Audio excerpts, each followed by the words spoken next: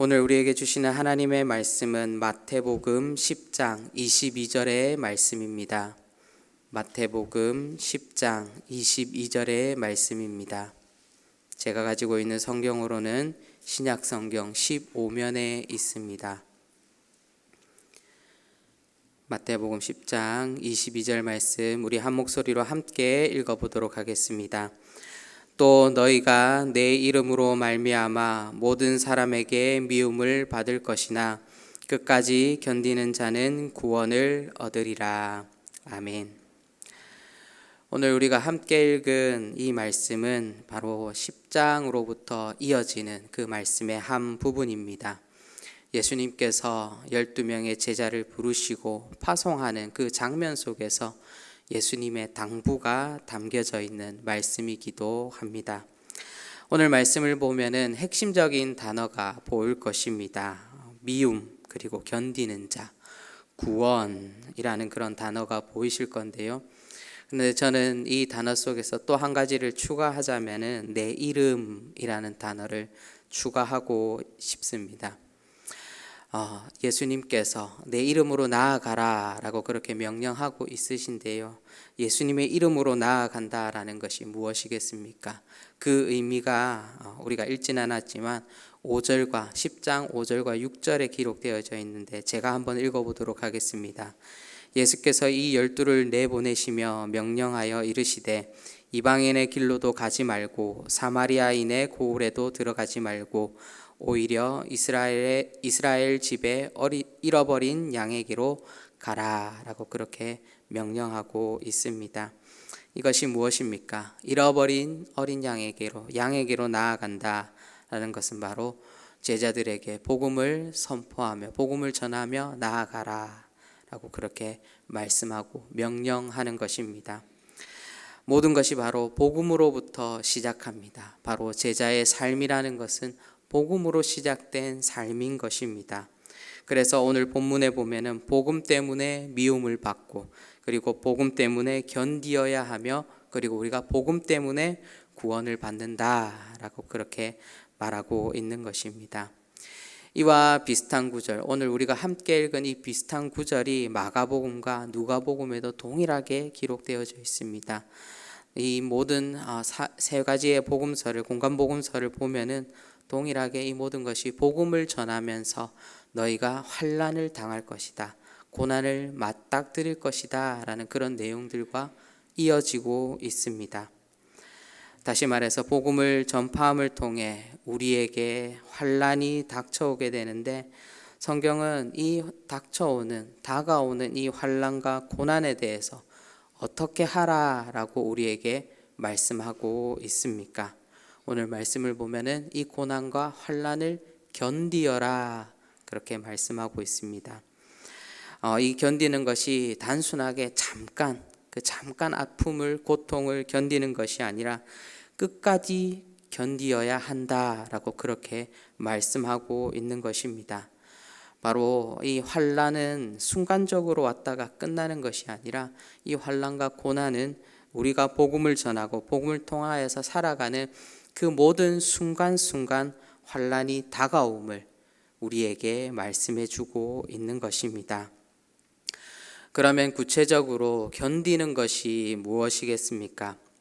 제가 말씀을 묵상하면서 이 견디다라는 말이 조금 생소하게 다가왔는데 이 단어를 사전을 찾아보았습니다.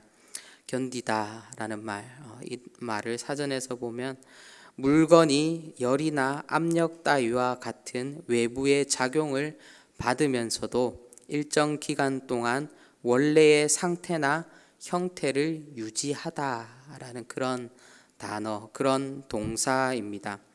견디다는 것은 단순하게 아무것도 하고 있지 않는 그런 상황을 말하고 있는 것이 아닙니다. 아무 생각 없이 무의미한 시간 속에 버티고 있는 그런 상태가 견디다라는 것이 아니라는 것이죠.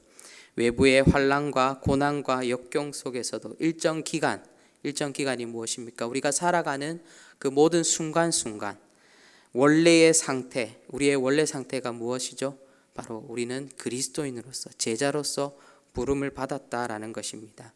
이 형태를 유지하기 위하여 하는 것이 바로 견디는 것입니다. 저는 말씀을 묵상하면서 우리의 상태, 즉 우리가 그리스도인으로서 또 제자로서 살아가기 위해서 어떤 좋은 방법이 있을까 한번 생각해 보았습니다. 근데 이것이 의외로 간단하였습니다. 어떤 방법이냐면요, 그것은 우리가 제자로서 살아가고 그리스도인으로 살아가는 것은 바로 우리가 한순간 한순간 내가 그리스도의 핏값으로 구원을 받았다라는 것을 잊지 않는 것입니다. 내가 예수 그리스도의 복음을 이 땅에 전하기 위하여서 바로 주님께서 나를 택하셨고 주님께서 나를 제자로 삼으셨다라는 이것을 한순간도 잊지 않는 것입니다. 다시 말해서 내가 그리스도인으로서의 정체성 그리고 제자로서의 정체성을 잃어버리지만 않으면 되는 것입니다. 어떻게 보면 참 간단해 보입니다. 그러나 이것은 실로 간단하지는 않습니다. 예수님의 말씀에도 늘 역설이 있듯이 우리의 정체성을 잃어버리지 않는 것도 간단해 보이지만 간단하지 않다라는 것입니다.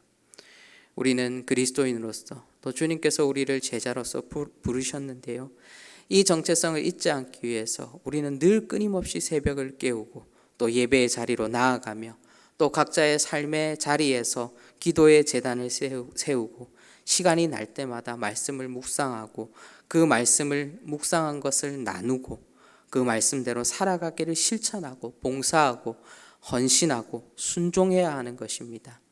예수님께서는 또 우리에게 내 원수까지도 사랑하라 라고 그렇게 말씀하고 명령하고 있습니다. 이것이 바로 우리가 예수 그리스도의 제자로서 그리스도인으로서 살아가는 정체성을 잃지 않기 위해서 우리가 해야 하는 것들입니다. 이것이 우리의 힘으로 가능하겠습니까? 이것은 우리의 힘으로 불가능합니다. 사람의 능력으로는 할 수 없는 것입니다.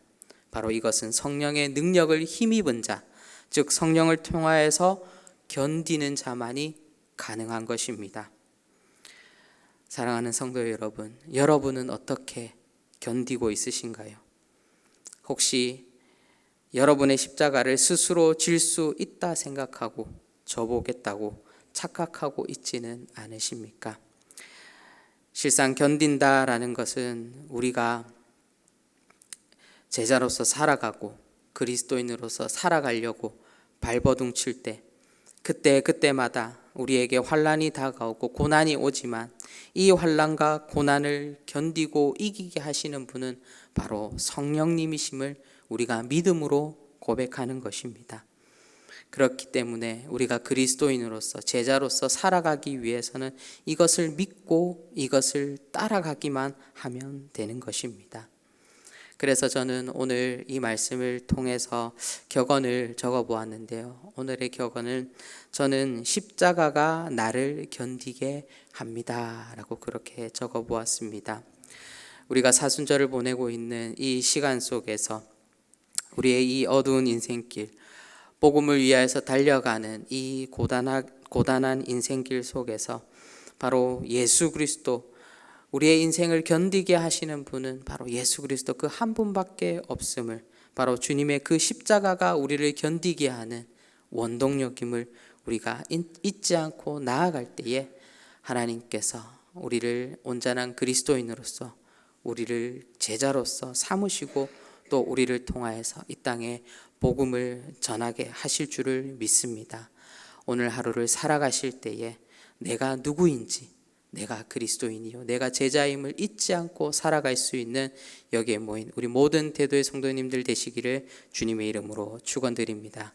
기도하도록 하겠습니다. 사랑의 주님, 주님께서 우리를 너무나도 사랑하셔서 우리 한 사람 한 사람 제자로 불러주시고 그리스도인으로서 불러주셨습니다.